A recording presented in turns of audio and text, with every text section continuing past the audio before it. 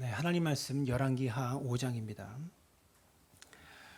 열왕기하 5장 1절로 14절까지의 말씀입니다. 오늘 본문의 이야기는요, 예수님께서 이 땅에 오시기 850년 전쯤에 일어난 일입니다. 지금으로 따지면 2800년 전에 있었던 사건이에요. 여러분, 구약 시대에, 이스라엘 시대에 오늘날로 시리아 지역에 위치하고 있었던 아람이란 나라가 있었습니다. 오늘 본문은 그 아람이란 나라의 한 군인이었던, 그리고 군인 중에서도 최고 높은 국방부 장관이라고 말할 수 있는 나아만이 오늘 본문의 주인공입니다. 1절은 이렇게 이야기를 시작합니다. 1절 안에 나아만에 대한 정보들이 참 많이 담겨져 있거든요. 1절을 보시면 아람 왕의 군대 장관 나아만은 그의 주인 앞에서 크고 존귀한 자니 이는 여호와께서 전에 그에게 아람을 구원하게 하셨습니다. 그는 큰 용사이나 나병 환자더라, 이렇게 말하죠. 아람 왕의 군대 장관, 이 말은요, 아람이란 나라의 국방부 장관이다, 최고 높은 군사의 지휘권을 가지고 있는 사람이다, 그런 말이었다라는 겁니다. 게다가 이 사람은요, 그의 주인 앞에서 여기서 나아만의 주인이 누구죠? 왕이겠죠. 왕 앞에서 큰 용사다, 이렇게 말하고, 크고 존귀한 자였다라고 말하고 있어요. 평범한 군인이 아닙니다. 군대, 나라의 국력 전체를 총괄하는 국방부 장관 정도 되는 그런 위치였고요. 왕도 함부로 할 수 없을 만큼 아주 큰 권세와 영향력을 가지고 있었던 사람이었다는 거죠. 근데 그가, 이 나아만이 어떻게 이런 자리에 앉게 되었는가? 1절에서 말하죠. 여호와께서 전에 그에게 아람을 구원하게 하셨습니다. 전쟁 때문에 아람이란 나라가 망할 수도 있었을 그런 위기에서요, 나아만 때문에 아람이란 나라가 구원을 얻게 된 거예요. 그 전쟁에서 이기게 됐다고요. 전쟁에서 져가지고 아람이 패망하고 없어질 수도 없는 그런 큰 위기 속에서 나아만 장군의 활약으로 나라가 살았어요. 나라를 구한 구국공신이었다는 거죠. 그러니까 왕이 얼마나 신뢰하고 그 나라에서 얼마나 영향력이 컸겠습니까? 근데 이 사람이 대외적으로는요, 이렇게 영향력이 컸고 많은 권력을 가지고 있고 많은 사람의 사랑과 존경을 받는 그런 지도자였지만, 개인적으로는요, 나아만이 해결할 수 없는 문제를 하나 가지고 있었습니다. 1절 하반절은 이렇게 말합니다. 그는 큰 용사이나 나병 환자더라, 이렇게 말하고 있어요. 큰 용사였지만 나병 환자였다. 나병은요, 피부나 신경, 뼈, 근육, 안구, 여기에 어떤 세균이 침투해 가지고요 발생하게 되는데, 피부에 지각이 없어지고 땀이 나지 않고 털이 빠지고 세균 때문에 피부가 썩어 들어가는, 피부에서 땀이 안 나와요. 땀이 배출이 안 돼요. 그런 증상을 보여요. 여러분, 큰 용사라고 하면 많은 사람이 우러러보는 그런 자리입니다. 모든 사람이 나만처럼 되고 싶다라고 말할 정도로 대단한 사람입니다. 그런데 나병 환자는 사람들이 우러러보지 않습니다. 무시합니다. 가까이 오면 싫어합니다. 여러분, 사람들이 우러러보는 모습과 불쌍히 여기고 측은히 여기는 이 모습, 이 두 모습이 나만 안에 다 공존하고 있다는 거죠. 여러분, 사람들이요, 다 표현하지는 못하지만 모두가 다 나름대로 인생의 문제를 안고 살아가는 것이 그게 인생입니다. 겉모습은 대단해 보이고요, 겉모습은 잘 나가는 것처럼 보일지 몰라도 그 문제만 생각하면 한숨이 나와서 한숨에 푹푹 쉬어지고 사는 게 참 괴롭고 힘들다고 느끼는 분들이 있어요. 겉보기에는 아무 문제 없어 보이고 아무 걱정 없어 보이지만 그 속에는 한숨거리가 다 가득한 게 우리들의 인생이라고요. 나아만이요, 그 정도의 영향력과 권력을 가지고 있었는데 이 병 낫기 위해서 뭐 안 해봤겠습니까? 이 나병을 고치기 위해서 어떤 것 안 해봤겠냐고요. 그러나 나아만은요, 자기의 힘과 자기의 권력으로 나라를 구할 수 있을지 몰라도 자기 자신을 구원할 수는 없었다라는 것이죠.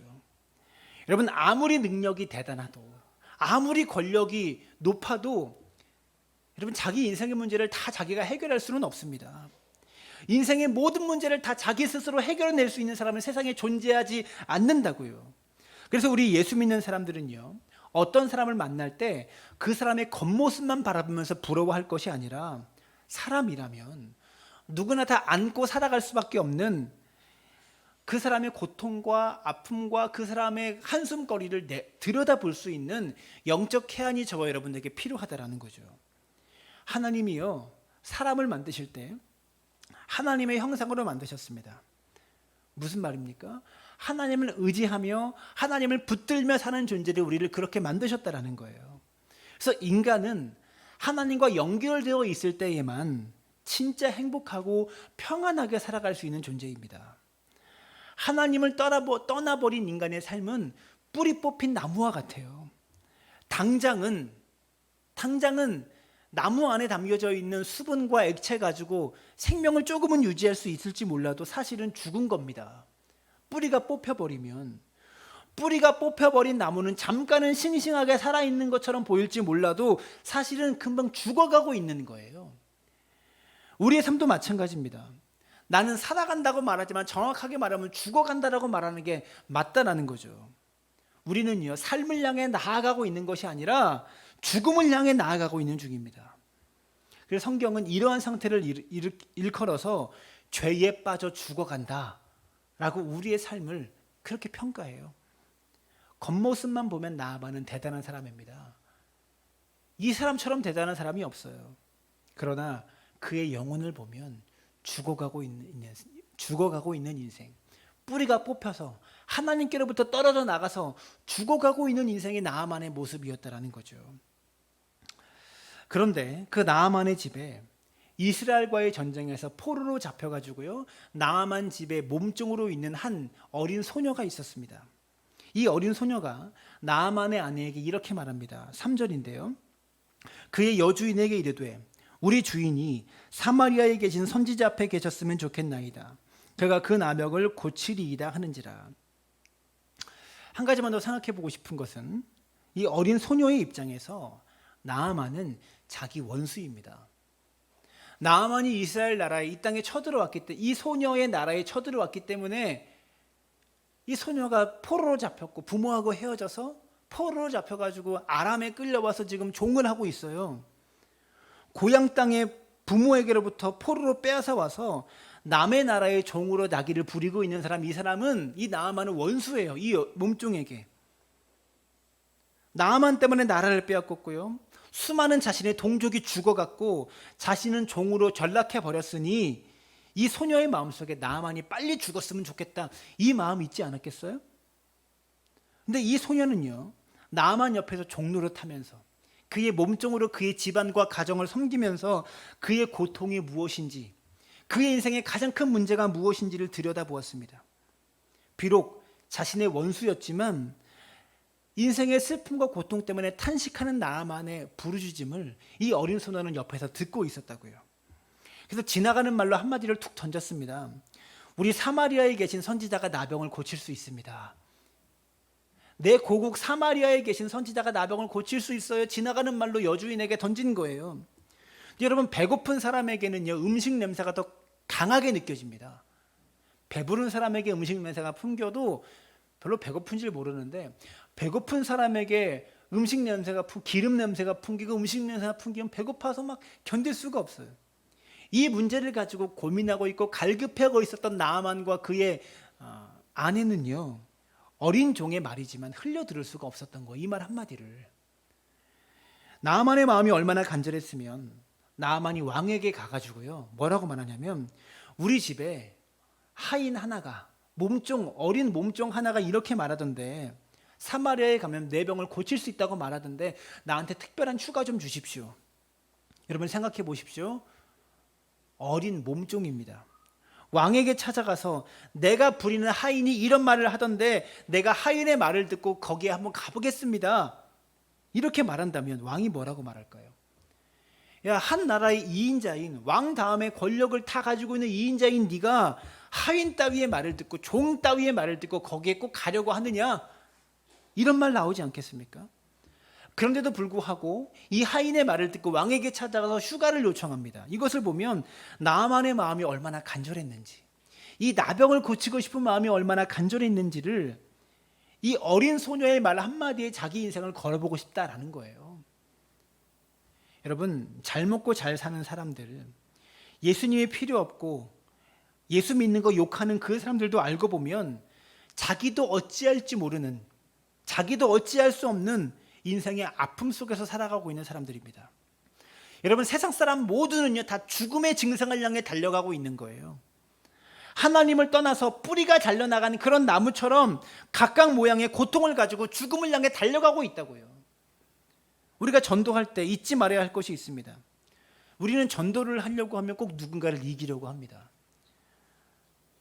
논리로 설득해서 그 사람을 이겨보려고 하죠. 근데 전도는 논리로 이길 수 있고 설득하는 것이 아닙니다. 영혼을 구원하는 전도의 진정한 시작은 이 어린 소녀와 같은 마음이에요. 저 사람이 나를 포로로 잡아온 원수이긴 하지만 고통받고 있는 저 사람에게 하나님이 해답이 될 수 있다는 것을 알려주는 거죠. 그 마음이 우리에게 있어야 하는 거예요. 비록 나에게 원수고 꼴보기 싫고 미워하는 사람이지만, 여러분, 사람 모두가 다 겉보기에는 뻔뻔해 보이지만 속에는 다 문제를 안고 살아가는데, 이 나아만처럼 저 사람의 고통을 잘 듣고 우리 하나님이 저 사람의 고통을 해결할 수 있는데 라고 알려주고 싶은 마음이 여러분 안에 있냐라는 거죠. 이 시대의 세상 사람들이요, 예수님을 싫어하는 것은 아닌 것 같아요. 예수 믿는 우리를 싫어하는 거지. 세상 사람들이 우리의 전도를 받아들이지 않는 이유는요, 예수님이 틀려서라가 아니라 예수 믿는 우리가 틀려서일 가능성이 훨씬 높습니다. 전도를 하려 가면 그 사람이 어떤 형편에 있는지를 들어줘야 되는데, 이 하인이 나아만 장군에게 어떤 고통이 있는가, 어떤 인생의 문제가 있는가를 들었던 것처럼 교회가 세상의 이야기를 들어주려고 해야 되는데, 일방적으로 교회의 소리를 외치고 있다고요. 예수 믿으세요. 예수 믿으면 복 받습니다. 예수 믿으면 구원받습니다. 일방적으로 내가 하고 싶은 말만 계속 세상을 향해 하다 보니까 처음 본 사람이 찾아와가지고 강요하는 말을 누가 인정해주고 누가 들어주겠어요? 저는요, 우리 사랑나무교회 성도님들이 이 어린 소녀의 전도 방법을 좀 배웠으면 좋겠습니다. 일방적으로 이 어린 소녀의 전도 방법이 무엇입니까? 듣는 거예요. 별거 아니에요. 세상의 소리를 틀어주는 거예요. 우리가 믿는 예수님이 진짜라면, 그 예수를 진짜를 전하는데 무슨 용기가 필요합니까? 예수님이 당신의 삶의 소망이 될 수 있습니다. 예수님이 당신의 인생의 문제의 근본적인 해결책이 될 수 있습니다. 이 진짜 중요한 이야기를 들려줘야 되는 거죠. 우리가 믿는 예수님이 진짜라면 그 진짜 얘기하는데 무슨 용기가 필요하고 무슨 결단이 필요해요? 진짜를 말하는데. 진짜를 진짜라고 말하는 일에 무슨 은사가 필요하고 훈련이 필요합니까? 그냥 말하면 되는 거지. 내가 말하지 못한다는 것은요, 이것을 진짜로 믿지 못하기 때문에 말하지 못하는 거예요. 용기가 필요하다는 것은 진짜로 믿지 않기 때문에 말할 때 용기가 필요한 거예요. 전도에는요, 은사가 필요 없습니다. 전도에는 훈련도 필요 없습니다. 사랑하는 여러분, 이 예배를 마치고 나서 여러분이 알고 있는 마음속에 있는 한 분을 향해서 전화를 하든지 문자를 보내든지 만나서 얘기하든지 그 사람의 힘든 이야기 그냥 들어줄 수 있는 친구가 되어줬으면 좋겠어요. 예수 안 믿는 사람에게 뭐 교회 와라, 예수 믿어라 이런 얘기하지 말고 그냥 들어줄 수 있는 사람 되었으면 좋겠어요. 한참 듣다가, 여러 번 듣다가, 한 번 만나고 두 번 만나고 세 번 만나고 네 번 만나면 듣다가 우리 함께 기도하자, 이런 얘기 한 번쯤 지나가는 말로 해주면 언젠가 그 사람이 교회 가자고 얘기 안 하고 여러 번 만나서 고통스러운 이야기 듣다가 그냥 한마디 기도하자, 교회 나가서 함께 기도해보자, 나도 이런저런 문제 있었는데 교회 나가서 예수님 만나니까 마음에 평안이 있더라, 아직 그 문제가 다 해결되진 않았는데 그 문제와 맞서 싸울 수 있는, 당당히 이겨낼 수 있는 용기와 힘이 마음속에서 막 생기더라. 근데 이렇게 이야기하면 그분이 교회로 올까요? 안 옵니다. 안 오는 게 정상이에요. 그러나 대부분은 안 오는데, 10명은 대부분 다 안 오는데 10명 중에 한 명이 그래 한번 가보자 라고 마음에 동요하는 마음이 있는 사람이 분명히 있어요. 여러분, 진리를 진리라고 말하는 일이 우리에게 자연스러운 일이 되었으면 좋겠습니다. 나만의 이야기로 다시 돌아오겠습니다. 나아만은 사람들에게 환호받고 사람들에게 영광받는 그런 사람이었지만 그가 가지고 있는 질병을 감춰야만 했습니다. 나라를 구한 대단한 사람이었지만 정작 자신을 병에서 구할 수 없는 그런 사람이었다고요. 돈과 권력을 손에 가득 쥐고서도 자기 인생에 대한 밝은 미래를 꿈꿀 수 없었던 사람이 바로 나아만이었습니다. 그런 나아만에게 이 어린 소녀가 전해준 이야기가 소망이 되었어요. 소망이 없던 삶에 소망이 생기고 길이 보이지 않던 삶에 길이 보이게 된 것이죠. 아람이라는 나라에서 나아만이 가지고 있는 엄청난 영향력 때문에 아람 나라의 왕이요, 나아만이 그쪽 나라로 가니까 이스라엘 왕에게 편지를 써서 보냅니다. 편지의 내용이 뭡니까? 나아만이 갈 테니까 잘 부탁한다 라는 편지의 내용을 아람의 왕이 이스라엘 왕에게 써서 보내줘요. 여러분, 적대적인 관계에 있는 나라의 왕이, 여러분, 아람과 이스라엘은 싸우고 있었어요. 이 어린 하인도 이스라엘에서 포로로 붙잡혀 온 거잖아요. 적국의 왕이 뭔가를 부탁하는 편지를 써서 보내는 것은 있을 수 없는 그런 일이에요. 그럼에도 불구하고 아람 나라의 왕이 자기가 아끼는 나아만을 위해서 편지를 써서 이스라엘 왕에게 보냅니다. 그리고 나아만은 엄청난 선물을 가지고 선지자 엘리사를 찾으러 가요. 나아만이 이 나병이 낫기를 얼마나 간절히 원했는지 그가 가지고 간 선물만 보아도 알 수 있습니다. 나아만이 어떤 선물을 했을까요? 5절을 보시면 아람 왕이 이르되 갈지어다, 이제 내가 이스라엘 왕에게 글을 보내리라 하더라. 나아만이 곧 떠날새 은 10달란트와 금 6,000개와 의복 10벌을 가지고 가서. 얼마나 가지고 갔다고요? 은 10달란트, 금 6,000개, 의복 10벌. 의복 10벌을 챙겨갑니다. 이 옷이 얼마짜리인 줄은 몰라요. 얼마짜리의 좋은 옷인지는 몰라요. 근데 아마 아람이란 나라에서 최고로 유명한 디자이너가 만든 그런, 우리로 따지면 뭐 앙디레김이 만든 그런 최고의 옷이었을 거예요. 엄청 비싼 옷입니다. 근데 옷이 얼마 정도 되는지는 알 수 없지만 금은 알 수 있어요. 나아만이 가지고 간 금 6,000개는 오늘날로 환산하면 70kg입니다. 70kg의 금을 가지고 간 거예요. 은 70달란트는 오늘날로 340kg입니다. 도대체 금 70kg와 은 340kg가 양이 얼마나 될까요? 궁금해서 계산을 해봤습니다. 이 가격이 얼마나 되는지 궁금해서 계산을 해봤어요. 우리나라 금은 키로로 매기지 않고 한 돈, 두 돈, 돈으로 매기죠. 한 돈이 3.75g입니다. 23일 시세로, 어저께 시세로 한국 금거래소 가격으로 한 돈에 29만 원이었습니다. 은 한 돈 값은 3,980원이었습니다. 여러분, 70kg의 금은 7만 g이죠. 이 돈을 환산하면 54억 1,314만 원이에요. 금 70kg 54억 원의 돈을 가지고 이스라엘로 간 거예요, 나아만이. 금값만 54억, 은은요, 계산해 보니까 3억 9,245만 3,333원입니다. 은값만 3억 9천이에요.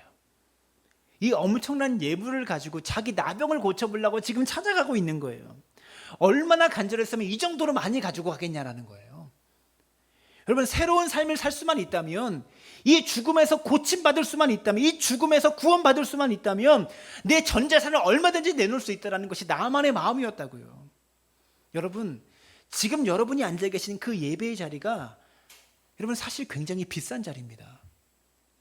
나만이 지금 54억 원을 주고서 앉고 싶었던 자리가 여러분이 앉고 있는 그 자리라고요. 나만이 자기의 전 재산을 내어놓고서라도 앉고 싶어 했던 자리가 여러분이 앉아 계신 그 예배의 자리예요. 새 생명을 얻을 수 있는 이 자리라고요. 삶의 소망이 끊어지고 미래가 끊어져 버린 그 사람에게 미래를 얻기 위해서 지불하는 값이라는 것은요, 이루 말할 수 없이 비싼 거예요. 여러분, 새로운 삶에 대한 소망이, 새로운 인생에 대한 소망이 여러분의 삶 가운데 일어나게 되기를 바랍니다. 그 소망은 우리 주님께서 주시는 거예요. 적대 관계에 있는 나라의 국방장관이 남의 나라를 방문하는 것은요, 외교적으로 그렇게 평범한 일이 아닙니다. 미국의 국방부 장관이 우리나라에 방한할 때 뭐 뭐 군대를 이끌고 가서 막 환호하잖아요. 대통령이 나가서 하기도 하고 총리가 나가서 그렇게 맞이하잖아요. 이 방문은 군사 목적이 아니라 지극히 개인적인 문제 때문에 방문한 것이라고 분명히 밝혔지만, 왕에게 밝혔지만, 이스라엘 왕은요, 나만 장군이 지금 온 이 문제를 그렇게 평범하게 생각하지는 않아요. 7절을 말합니다. 이스라엘 왕이 그 글을 읽고 자기 옷을 찢으며 이르되, 아람 왕의 편지를 받자마자 우리 나아만이 그 나라에 갈 거야, 어떤 문제 때문에 갈 거야, 이 편지를 받자마자 옷을 찢어버려요. 그래서 뭐라고 말하냐면, 이르되 내가 사람을 죽이고 살리는 하나님이냐, 그가 어찌하여 사람을 내게 보내 그의 나병을 고치려 하느냐, 너희는 깊이 생각하고 저 왕이 틈을 타서 나와 더불어 시비하려 함인 줄을 알라. 한 나라를 지키는 왕에게 있어서 책임감이 얼마나 중하겠습니까? 내 실수 하나가 나라를 망칠 수 있다, 나라를 전쟁으로 끌고 갈 수 있다라는 긴장감이 왕에게는 늘 있어야죠. 그런 면에서 이스라엘 왕이 가지고 있는 이 예민함은요, 잘못된 것은 아니라고 할 수 있어요. 그러나 그는 정치적이고 외교적이고 군사적이고 나라와 나라 사이에 있는 국제 관계를 볼 수 있는 그런 눈은 있었지만, 이 일을 통해서 뭔가를 이루고자 하시는 하나님의 계획은 이 이스라엘 왕이 보지를 못했다라는 거죠. 이것은 하나님이 갖고 계신 계획이었습니다. 내가 하나님이냐? 어찌 그 나병을 고칠 수가 있느냐? 그가 혹시 나병을 고치지 못하면 군대를 끌고 와서 전쟁을 일으킬 줄 어떻게 아느냐? 이것 때문에 지금 옷을 찢고 화를 내고 있는 거예요. 만약 나아만의 나병이 고침받지 못하면 아람에서 군대를 끌고 우리 이스라엘에게 쳐들어올지 모르니 모두 긴장하고 있어라. 그래서 옷을 찢어버리는 거예요. 왕으로서는 마땅한 반응이라고 할 수 있겠죠. 그는요, 자기가 해결할 수 없는 문제를 만났을 때 그 문제를 하나님 앞에 맡겨드리든지, 아니면 선지자 만나러 왔으니까 가서 만나봐라 라고 토스하듯이 엘리사 선지자에게 넘겨주면 되는 그런 문제 아닙니까? 이 문제 때문에 왕이 스트레스 받을 이유가 없는 거죠. 근데 이 왕은 누가 주지도 않은 불안함과 누가 주지도 않은 상처를 가지고 이 문제를 해결할 길이 없어서 혼자 가슴 답답해하며 자기 옷을 찢어버립니다. 나아만은 한 번도 만나보지 못했던 엘리사 선지자에 대한 소망을 가지고, 그 믿음을 가지고, 그 사람이 내 병을 고칠 수 있을 거라는 그 믿음을 가지고 먼 길을 지금 달려왔지만, 이스라엘 땅 안에 살면서, 엘리사와 같은 나라 안에 살면서 엘리사가 그동안 어떠한 능력을 보여왔는지 소문을 들었고, 하나님에 대한 능력도 경험하고 믿고 살면서 그 왕은 믿음을 가지고 있지 못한 거예요. 다시 말하면 교회 밖에 있는 사람은 하나님에 대한 기대감과 소망을 가지고 교회 안으로 오려고 했는데, 정작 교회 안에 있는 사람들은요, 이것이 얼마나 중요한지, 하나님이 얼마나 위대한지 이 가치를 모르고 살아가는 것과 같은 모습이다라는 거죠. 오늘 이 아침에 예배드리는 여러분과 제가 이 이스라엘 왕과 같은 모습으로 하나님을 따라가지 않게 되기를 간절히 바랍니다. 나아만이 방문했다는 소식, 왕이 옷을 찢고 난리를 쳤다라는 소식이 엘리사에게 전해 들려졌습니다. 그러자가 엘리사가 사람을 보내어 말합니다. 8절인데요. 왕이 어찌하여 옷을 찢었나이까? 그냥 내게로 오게 하소서. 이렇게 말해요. 이 말은요, 왕이요, 왜 쓸데없는 일로 걱정합니까? 그냥 나한테 보내주세요. 이 말하고 있는 거예요. 우여곡절 끝에 나아만이 엘리사 선지자를 만나러 찾아옵니다. 그런데 선지자라는 사람이 아람이란 나라의 국방부 장관이 왔는데도 불구하고 얼굴 한번 내밀지 않고 종을 시켜서 말만 전합니다. 9절과 10절인데요. 9절 보세요. 나아만이 이에 말들과 병거들을 거느리고 이르러 엘리사의 집 문에 서니, 엘리사가 사자를 그에게 보내 이르되, 너는 가서 요단강에 몸을 7번 씻으라. 내 살이 회복되어 깨끗하리라 하는지라. 여러분, 그래도 한 나라의 국방장관이 자기 집 앞 문 앞까지 찾아왔는데, 말과 병거들을 거느리고 지금 문 앞에, 대문 앞에 찾아왔는데 선지자가 이렇게 환대하는 게 탐탁치 않은 거예요. 종을 시켜서 요단강에 가서 물을 가서 7번 씻고 오라 그래.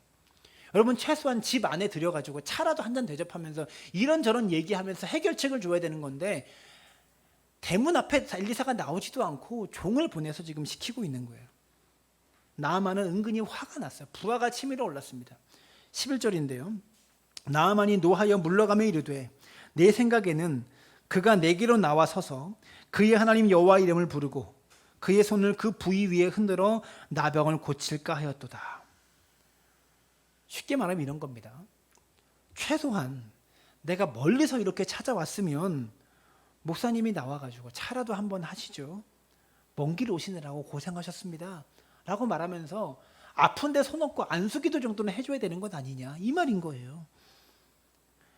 안수기도 정도는 해줄 줄 알고 기대했던 겁니다. 그런데 얼굴도 비추지 않고 하인시켜서 요단강에 들어가서 7번 몸 씻고 오세요 이렇게 말하니까 화가 난 겁니다. 나아만이 화가 나서 이렇게 말합니다. 12절에 다메섹광 아바나와 바르발은 이스라엘 모든 강물보다 낫지 아니하냐. 내가 거기서 몸을 씻으면 깨끗하게 되지 아니하랴 하고 몸을 돌며 분노하여 떠나니. 나아만이 기분이 상해버렸습니다. 그래서 이렇게 말합니다. 강으로 따지면 요단강보다 우리 아람에 있는 다메섹강이나 아바나와 바르발 강이 훨씬 더 좋은 강인데 왜 요단강에 들어가서 씻으러 왔겠느냐. 이 코딱지만한 요단강에서 씻느니 차라리 우리나라 강에 가서 씻겠다 이렇게 말하는 거예요. 여러분, 이럴 때가 있습니다. 삶의 중요한 순간에 감정이 흔들려 버리면, 감정에 상해 버리면 우리는 중요한 인생의 본질적인 문제를 놓칠 때가 많이 있는 거예요. 엘리사가 보여준 반응에 나아만이 기분이 상해 버린 겁니다. 내가 이런 대접 받을 사람이 아닌데 이 마음이 생긴 거예요. 여러분, 사람이 감정이 상하면 합리적이고 논리적으로 생각하고 사고하기가 어렵습니다. 저도 마찬가지고 여러분도 마찬가지예요. 그러나 나아만이 얼마나 복이 있는 사람인지 이번에도 하인을 통해서 합리적인 조언을 듣습니다. 이때 나아만의 종들이 주인에게 한마디 합니다. 13절인데요.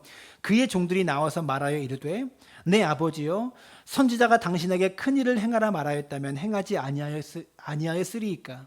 하물며 당신에게 이르기를 씻어 깨끗하게 하라 함이니까 하니. 무슨 말이냐면, 만약에 선지자가 당신 병 낫게 하기 위해서 큰 일을 시켰다면 뭐라도 하지 않았겠습니까? 하물며 요단강에 들어가서 몸을 씻는 게 뭐가 그리 어렵다고. 우리가 성대한 환영 인사 받으러 여기 온 것 아니잖아요. 온천욕하러 좋은 데 가서, 온천 가서 몸 씻으려고 온 것도 아니잖아요. 물의 수질을 왜 이렇게 따지십니까? 강의 크기는 왜 그렇게 따지십니까?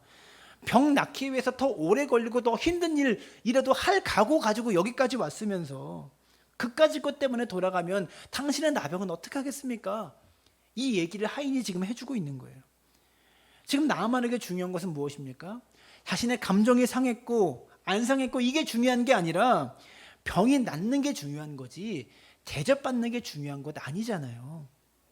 이것을 하인을 통해서 깨달은 겁니다. 나아만은 마음을 다시 바로잡고 요단강에 물을 담그기 시작합니다. 14절인데요. 나아만이 이에 내려가서 하나님의 사람의 말대로 요단강에 7번 몸을 잠그니 그의 살이 어린아이의 살같이 회복되어 깨끗하게 되었더라. 여러분, 질문해 보겠습니다. 나아만이 분노했을 때 던졌던 그 말처럼 수질 나쁜 요단강이 아니라 물이 깨끗하고 자신의 나라에 있는 물이 깨끗하고 넓은 아바나와 바르발강에 몸을 담갔다면 이 병이 나았을까요? 요단강은요, 조그만 강이에요. 강으로 따지면 2m, 3m 정도밖에 안 되는, 건너가는데 2m, 3m밖에 안 되는 작은 강이에요. 그냥 개천이에요, 개천. 우리나라로 따지면 물이 좀 많은 개천. 이스라엘은 그리고 강이 요단강 하나밖에 없어요. 요단강이 제일 큰 강입니다.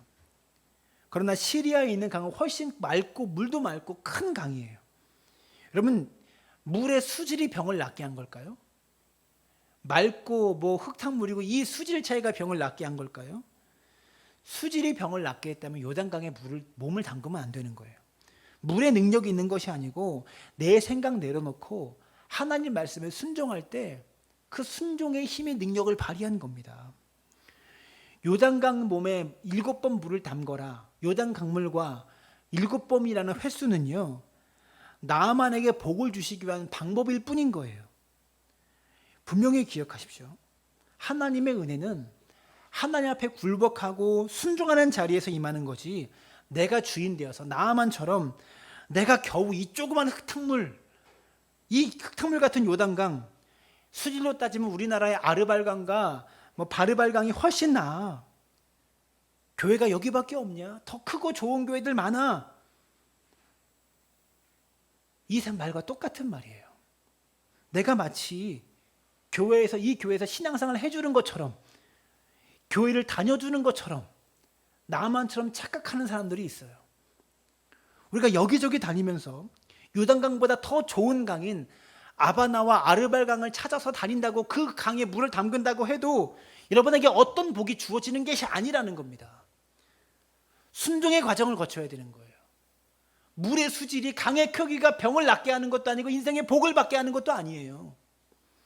흙탕물 같은 수질이 더 나쁜 이 요단강에 몸을 잠궈야만, 그것도 7번이라는 시간이 필요하고 순종이 필요한 그 기간을 거쳐야만 하나님의 역사가 우리에게 일어나는 거예요. 수질이, 강이 병을 낫게 한 게 아니라는 거죠. 요단강에 몸을 담그지 않는 사람들, 아바나와 바르발이라는 더 좋은 강을 찾아간다고 해서 하나님의 복을 받을 수 있겠습니까? 없는 거예요. 살던 대로 살 수는 있겠죠. 내 생각대로, 내가 생각한 대로 그대로 살아갈 수는 있겠죠. 그러나 내 삶에 원래 없었던, 내 능력으로 만들어낼 수 없었던, 내 힘으로 할 수 없는 하나님의 은혜로만 주어지는 삶의 기적은 요단강에 몸을 담그는 사람에게, 끝까지 순종하는 사람에게, 그런 사람에게만 주어지는 거예요.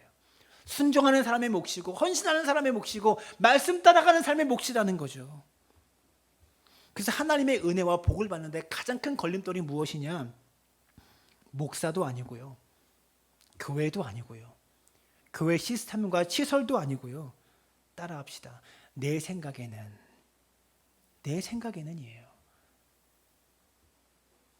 11절에 나만이 말하잖아요. 내 생각에는 이래야 되는 것 아니냐. 근데 자기 생각에 맞지 않으니까 몸을 돌려 떠나려고 하는 겁니다. 나만의 생각에 틀린 것은 아닐 겁니다. 나만이 2인자 자리, 국가의 2인자 자리까지 오르면서 그가 만나본 나름대로 성직자들에 대한 생각이 있었겠죠. 그게 기본이라고 생각하는 자기 나름의 틀이 있었겠죠. 이게 인간관계의 예의야 라는 그런 틀도 있었겠죠. 그게 잘못된 생각은 분명히 아니었을 겁니다. 그러나 하나님은 지금 그 방법을 통해 일하시지 않겠다는 거예요. 나만이 생각하고 있었던, 나만이 원했던 방법으로 일하시지 않겠다라는 겁니다. 내 생각대로, 내 뜻대로 하지 않으시면서도 하나님의 뜻이 이루어질 수 있다는 것에 대하여 나만이 인정하지 못했던 겁니다. 하나님의 뜻은 내 생각대로 이루어지는 게 아닙니다. 내 뜻대로 이루어지는 게 아닙니다. 내 생각과 다른 하나님의 뜻대로 이루어집니다. 그저 하나님의 역사는 내 생각대로 이루어져야 된다. 이 병이 낫는 하나님의 역사는 내 생각대로, 내 사고의 틀 안에서 이루어져야 된다는 생각이 나만이 몸을 돌려 자기 나라로 돌아가게 만들었던 거예요. 그리스 신화에 이런 이야기가 있습니다. 한 무자비한 신의 이야기가 나오는데요. 그 신의 이름이 프로크루스테스라는 신입니다. 이 프로크루스테스라는 신이 철로 된 침대를 하나 딱 만들어 놓고요.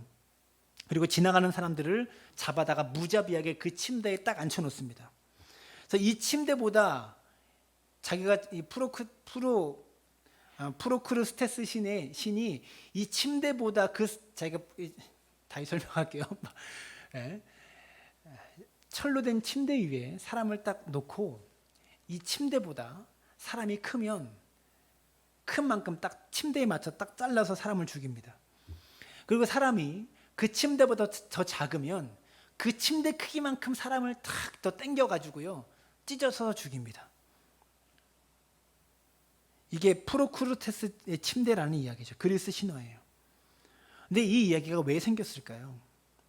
사람들은 누구나 자기 머릿속에 프로크루테스의 침대를 가지고 있습니다. 그리고 이 침대에는 목사도 누이고, 집사님도 누이고, 권사님도 누이고, 교회도 누이고, 자기가 생각하는 그 누구도 다 누입니다. 다시 말해서 내 생각에는 이라는 기준의 침대를 가지고 침대에 맞지 않는 것은 자르고 느리면서 살아간다는 겁니다. 우리가 가지고 있는 신앙생활의 생각들이 다 자기중심적이다 이거예요. 교회를 바라보는 하나님의 관점이 아니라 자기 관점으로 모든 것을 바라본다는 거죠. 여러분, 교회는 인간이 세운 것이 아닙니다. 하나님이 세우신 것입니다. 여러분, 사람은 사람이 만든 게 아닙니다. 하나님의 사람을 만드신 겁니다. 그래서 교회는 내가 하고 싶은 것을 일하는 곳이 아니라 예수님께서 하고 싶은 일을 하는 것이 교회라는 거죠. 교회는 내 마음에 맞추는 곳이 아니라 하나님 마음에 맞춰야 되는 곳이 교회라는 겁니다. 아바라와 바르발 같은 훨씬 더 좋은 강, 훨씬 더 좋은 교회가 세상에 있다고 할지라도 하나님은요, 아라바와 바르발 같은 강을 통해서 수질 좋고 경치 좋은 강을 통해서 역사하시는 것이 아니고 흙탕물 같고 동네 개천과 같은 요단강에 몸을 잠그는 순종을 통해서 일하신다는 거예요. 아라바를 가고 바르발 강을 가도 순종이 없으면 역사가 나타나지 않는다고요.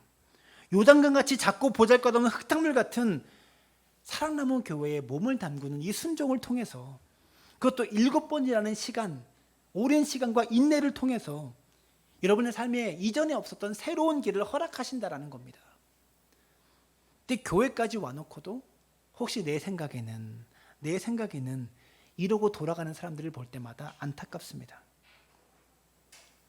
사랑하는 여러분, 내 생각대로만 오늘을 살고 있다면 내 생각과는 다른 삶을 한번 살아봐야 내 생각에는 생각지도 못했던 또 다른 역사가 여러분의 삶에 펼쳐질 것 아닙니까?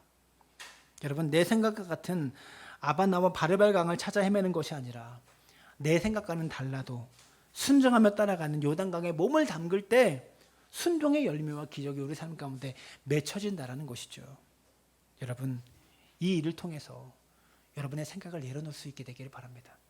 그리고 하나님 말씀에, 하나님의 은혜에 우리 생각을 맞춰서 그 순종을 통하여 하나님의 기적을 경험할 수 있게 되기를 바라요. 사랑하는 여러분, 내 생각과 다른 곳에서 인생이 변할 수 있습니다. 왜냐하면 하나님의 생각은 늘 내 생각보다 높으시니까요.